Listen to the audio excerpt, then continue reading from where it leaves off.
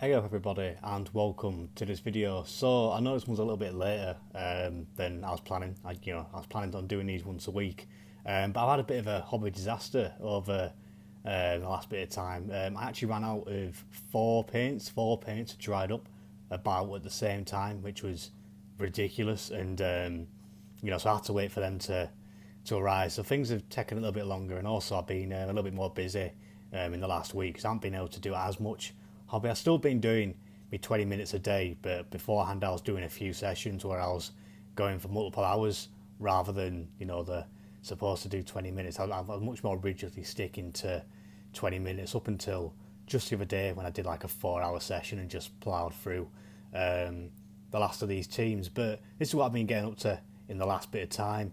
I'm pretty happy with what I've done here. I don't think it's too bad for a bit of work. So I guess I'll start from the left. So this is when I was running out of paints. So I thought, well, I'll build some Soviet Siberian veterans just whilst I'm waiting for them to arrive. We've got a sergeant there, and we've got a guy with a knife who's running forward and doing his thing there, looking a bit threatening.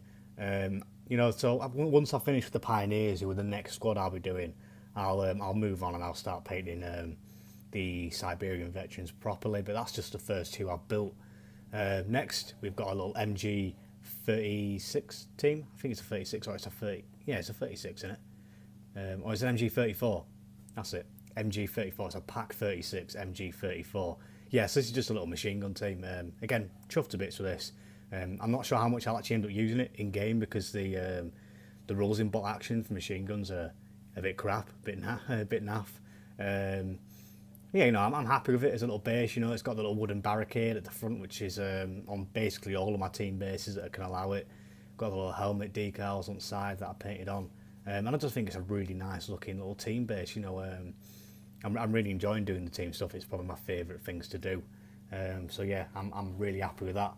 Next, we have the Pack 36, the little anti-tank gun. Again, really happy with this. I wish there was more room on the base, so we've got this kind of guy who's lying down on the side next to the wheel with his head right next to it, which looks a little bit odd, being it'll do the job.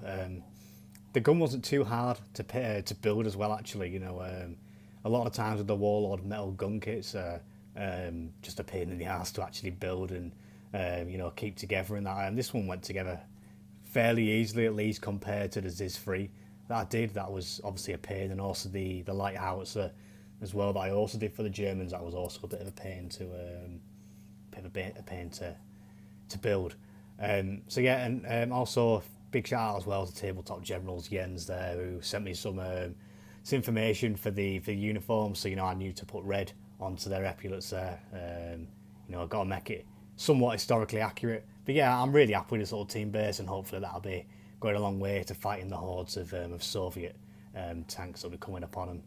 I do want to get a Pack 38, which I believe is a bigger anti-tank gun, but we'll save that for some undisclosed point in the future. For now, that'll do. Next, we have these commissars here. So the one on the left, he's the one from the Siberian Veterans kit, who's absolutely amazing. I love this model so much in the great coat. That's an absolute pleasure to paint. And anything in the great coat really is just it's just great fun. Absolutely love it. I'm really chuffed with him there. I also got a brighter blue as well, than I usually use. So there's that, and I think it looks much nicer. It looks much more in line with what the NKVD actually ended up looking like.